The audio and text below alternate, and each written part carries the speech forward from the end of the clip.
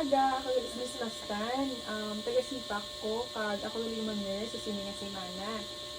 Ma'am, may mga pamangkot ko gali sa imo para mabalaan namon kung paano kami makabulig sa imo. Ma'am, sagudan ta, ano gani imo pangalan? Ako gali si Aina Francine Magmanwa. Pila na imo edad? I'm 21 years old. Kabalo ka kung saan imo birthday kag kung diin ka din bata? June 14, 2003, diri sa Bacolod ko na bata. May mga utod ka, ma'am? Oo, duwa. Ikapila ka sa inyo magulutod? Ako ang ikamagulang. Magulang, okay. Ano yung religion, ma'am? Inyong sekta, kung diin ka mo na belong religion? Kabalo ka kung ano yung religion? Katoliko. Okay. Isang bata ka, ma'am, may mga na-experience ka nga mga masakit? Sa bata ko, may hapo ko. Kag, rhinitis. Kadumdum ka pa kung ano nga mga bulong, imo nga gintik sa una? Sa hapo, may lang sa akon, yung paaso bala. Nalipat ako kung ano to siya bulong. Tapos sa ako naman nga rhinitis, cetirizine lang. Sa una, yuset lang before ko na Balaan. diagnose na may rhinitis. Sa subong arap man agyapon, ma'am, nga mga masakit. Ang hapo ko nadula na kay naagapan. Tapos ako rhinitis, ara lang yan. Subong, ma'am, gaspila ka? Oo. Ano imong ginaspilahan subong? Ano ka na level? Or College student ako, third year student. Nandun pa kung diin ka nag-elementary, nag-preschool, nag-high school. Sa abon lang, Lugar? sa abon yung lugar lang sa Binalbagan. Sa BCC ko ng elementary kang high school. Okay. Sa BCC, ma'am, ano ka man, katagaan ka man mga awards, mga ano? Sa elementary ko, bakas ko sa education ko, pero pag high school, wala na. Dito na ako nagpabaya bala. Pero hindi ko ito nagpabaya. Pero wala ako violated ka sa mga Organizations. Oo. Hindi ka na active. Sa sports na lang. Sa sports. May sports ka gali, ma'am. Oo. Ano ang sports mo gina-intrahan? Ang volleyball. Ay, wow. Sige. Ma-proceed ka, ma'am. After mo makagraduate ka, ano yung plano? Ano yung gusto nga obrahon? Ang plano ko is makagwa na yun sa Pilipinas, baka work abroad, baka mag-nurse abroad. Ano nga lang sa mga papa gani, ma'am? Si Isidro Magbanwa. Ano iya obra kag pila na siya? OFW, 59. 59. Catholic man? Catholic Oo. man si papa mo. Oo. Kamusta ka mo ni papa mo, ma'am? Okay lang kami, kasi alam kami na kita ay after 9 months iya kontrata mo. Close man ka mo ni papa mo? Close kami ni papa ko sa mga bagay nga ma-insidihan na mo yun duwa. Pero hindi kami close sa mga bagay nga hindi ka ma-insidihan. Siyempre, tigula. Sa iba ninyong family members, ma'am, kamusta ang imo relationship sa ila? Sa iyong mama, sa manghod mo, sa mga pakaisa mo, kamusta man? Like, okay man ka mo, close man ka mo, or medyo hindi ka mo magkaintindihanay? Sa mother ko, kung sa mamutog ko, okay kami niya. Ay, syempre, sila ako nadakan, sila ako naupod. Ang iba ko nga pakaisa, especially sa father's side, kung wag kita ay lang, wag sa pakanay, pero hindi yung close kami balak. Kamusta man mga ang pagdisiplina sa iyong parents? Nang super strict gid or halom sila sa inyo? Ano man? Ang father ko strict sa ako sa mga bagay na stricto man ang mga parents kasi yan. dati. Do gina-apply ya? Oo, sa ina-apply. imo? Ina-apply sa abon. Sa mother ko naman, may times ka stricto siya, pero yung mga times nga naichibihan niya ako, ginapabayaan niya ako. Mm. Di ba naka-mention ka, ma'am, na mas close ka man ni mama mo? Oo. Sino naman yung do sa inyo, nga family, ang do feeling mo do ka layo? Do hindi ka mo mag-bout daw na bala? Sa ako ng family, or pati ako mga pakaisa. Sa inyo, mga pakaisahan. Mga pakaisahan ko lang. Kag, mga tiyo ko nga, hindi ko masyado close. Ano na siya? Like, may conflict ka mo? Or wala lang man? Like, wala lang good time na magkakilalanan? May harapan type, pero abis sila, mga stricto katama pala. Tapos, syempre, di kami tupad balay masyado. Yung mga comment na sila sa akin, hindi ko tabihan, mawala balay. Kasi sino ang pinaka-close mo, Gid, na do kasabay mo sa tanan na laga, daw man na lang sino ang pinaka-Gid? Pinaka-close? Ako yung mother. Sino naman niya ang permi mo kakamugay? Akabugay, I think ako the second brother. Second brother? Oo. Middle. Middle child. Okay, middle child. Usually, mostly sa mga middle child. Oo. Di kung may problema ka, ma'am, gusto mo kagapalapit sa friends, either friends, sa family, sino man, ma'am. Siyempre, una, ako family, siyempre, ang perbigin aral sa balay, ako mother, pero when it comes to deeper advice nga kinadlad ko sa father ko na ako kabalo ko, mas wise. Okay. Kamusta man, ma'am, overall, imo feeling sa imo family?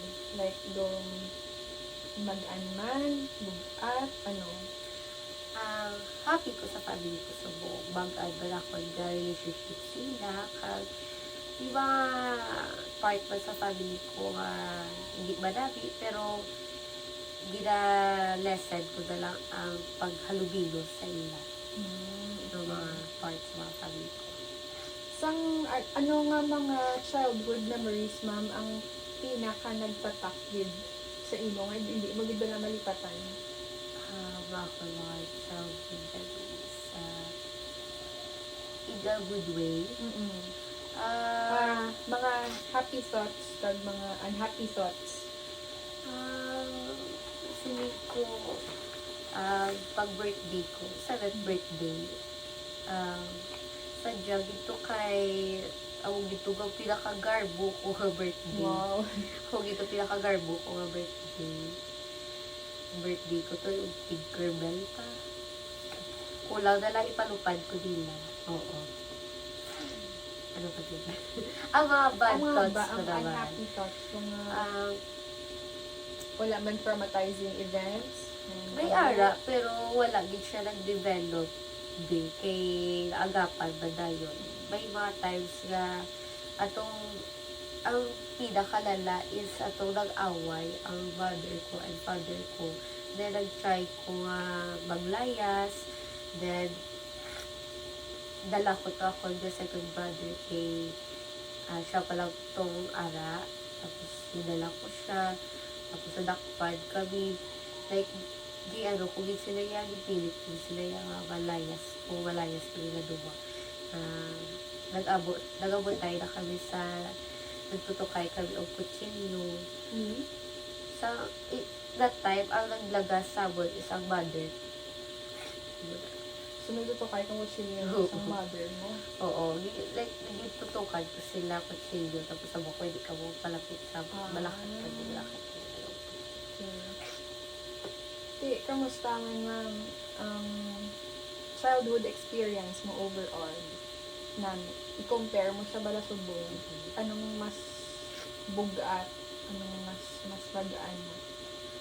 Feel ko ako childhood kay syempre may mga experience mo ko unpleasant things during my childhood na luckily wala ko nag-give up ano lang ko gyapon, try ko gyapon, pero para sa ako amo gitong most challenging chapter of my life. Ang subong magabag-an na siya kay na-build ko na akong self, na-build ko na akong confident, kag na-build ko na anabalan ko na kung sino ako, kag kung anong purpose ko sa buhay. Okay, ma'am. So, ano gid ang imo nga goal sa imo kabuhi? Ang goal ko sa kabuhay ko is maka-help not only to my family but to others. Gusto ko extend ako na gusto ko extend ako the blessings in the future kung maging successful ba ko. Gusto ko makabulig hindi lang sa pamilya ko but sa extended family ko kag sa ibang na tao nga maski hindi related hindi kami kapamilya amo na. Para sa imo, ma'am, paano man na siya ma-achieve? By working so hard, as soon as possible, baka work ko na yun after graduation, baka bulig ko sa pamilya ko, baka build ko business, baka support ko, baka bulig sa akong pamilya ko sa ibang tao. So, feeling mo, ma'am, ang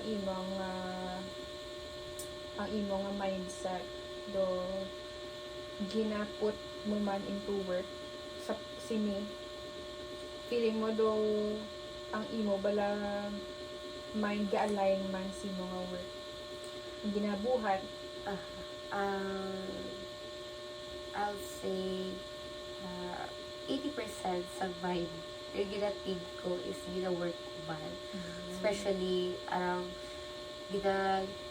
pabisar ko gina dapat hindi ko makapulit na bagsakin yung mag-give up na lang ko di kang mapulit na lang ko pabisar ko gina ay tapusod ko di layo ba ko sa pamilya ko sa buong tapusod ko hindi ko dapat hindi ko magpulit na disappointment para sa ila.